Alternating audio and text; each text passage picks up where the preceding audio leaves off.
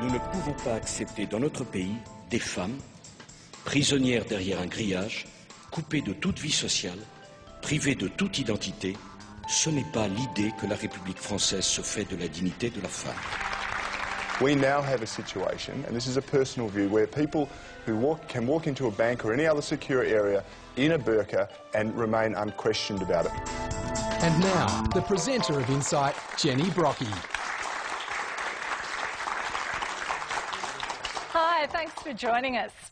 Last week, the French Senate decided to ban the wearing of face coverings in public. It follows similar moves in other European countries and cities. The vote in France was overwhelming. Of 343 senators, 246 voted in favour of the ban, only one voted against, and the rest abstained. There have been calls here too for a banning of the burqa, with private members' bills being introduced in 2 states, but they're not gaining much political traction. Both the Prime Minister and the opposition leader describe the burqa as confronting, though they've ruled out a ban. So let's talk about why people find the burqa confronting and why France is taking such a strong position. You can join in, as always, via Facebook and Twitter, and I think a pretty fierce debate is underway on Facebook already, so do join in if you can, and tweet to us as well. Let's go to Paris first. Jacques Millard in Paris, you're a member of the French government. You've been a key figure in pushing for this ban in France. What are the penalties going to be for wearing the burqa or the niqab, or for making someone wear it in a public place in France in the future? First of all, I'm a member of the National Assembly, not the government, even if I push, it is true, to have such a ban in France. I was the first one to propose the ban in 2006. At the time, you know, I did not get much support. But to face a mounting phenomenon, the President, as we have seen in the beginning of this broadcast, has said that the burqa or the niqab are not welcome in France. I think this violates our, let's say, deep soul as behavior in our republic. We are a secular state, and I will see many reasons to ban it. First of all, equality of sex. I can't understand why men, only women, will wear such clothes. Secondly, this is dignity of women. Thirdly, of course, there is a question of security. But, you know, I think that in our history, never we had people hiding their face behind something, a cloth. As Madame Banater, who is a feminist supporter, you know, she has been combating for years and years for equality of sex, and she said to us in the mission, when we studied the phenomenon, that never in our history, and this is true, in Europe, in France, there has been a cloth for your face. And I will tell you something.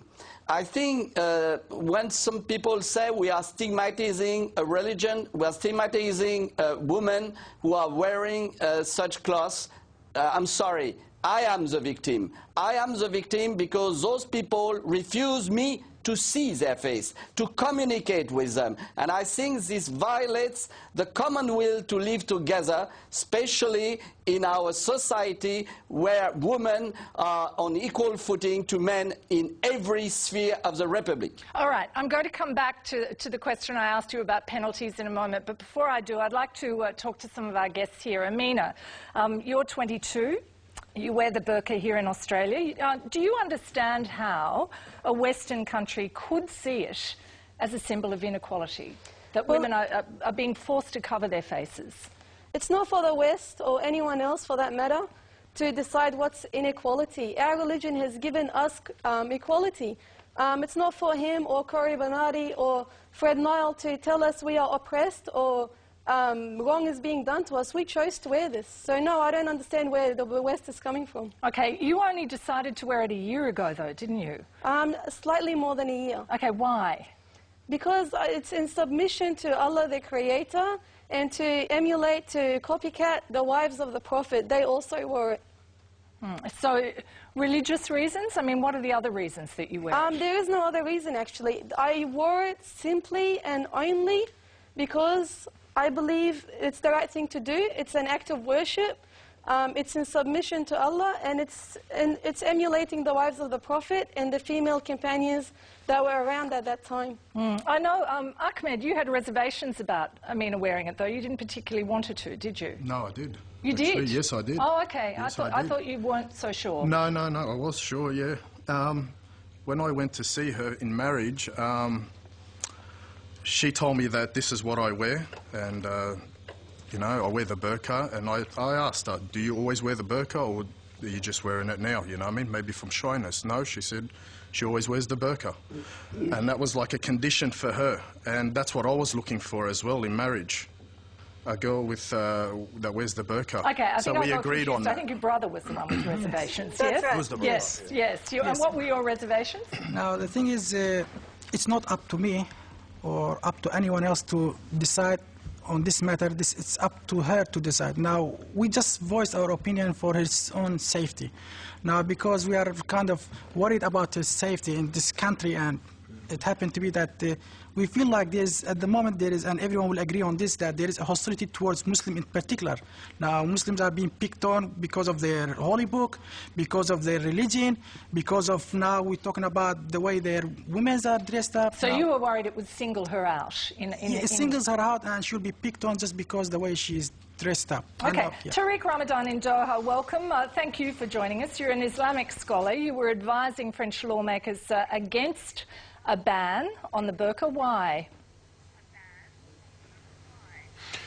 Look, because I think that whatever is your position on this issue, you have to try to find solutions and not to create a problem. Because what Jacques Millard was saying right now is just to speak about some position and forgetting the political context in France. In fact, the reality of it is that this is a pretext for some populist party and even the president to push on the right side of the political spectrum to get more support.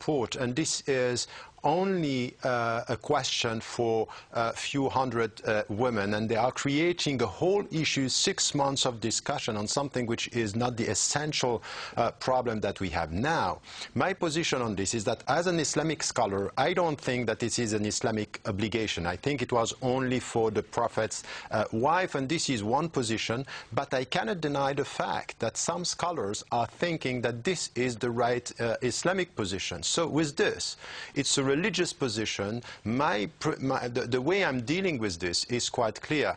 It's up to the women to decide what they want to do. Now, if we want to find a solution, it's not by banning the woman from being in the street. And if it comes to what is an important point here is a question of security, no woman wearing the burqa or wearing the niqab, because the right word is niqab, covering the face, would disagree or refuse just to take it off when there is a question of security. It never happens. So they are creating a question of security where there is no problem, and they are trying to use this as something which is a political discussion and creating a kind of a controversy around a symbol which at the end of the day is the real problem. The real problem is this one.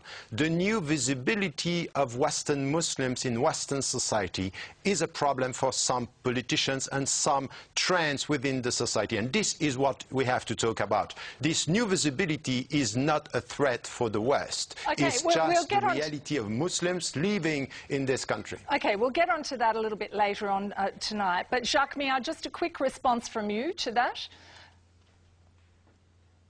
Well, first of all, you know, this is nothing to do with the extreme right party. This is something which shocked very deeply the French soul, manner, and customs, you know. We experience this as a kind of violation against the common will we have together. Because contrary to what Tariq just said, mosque in France has been admitted since 1920.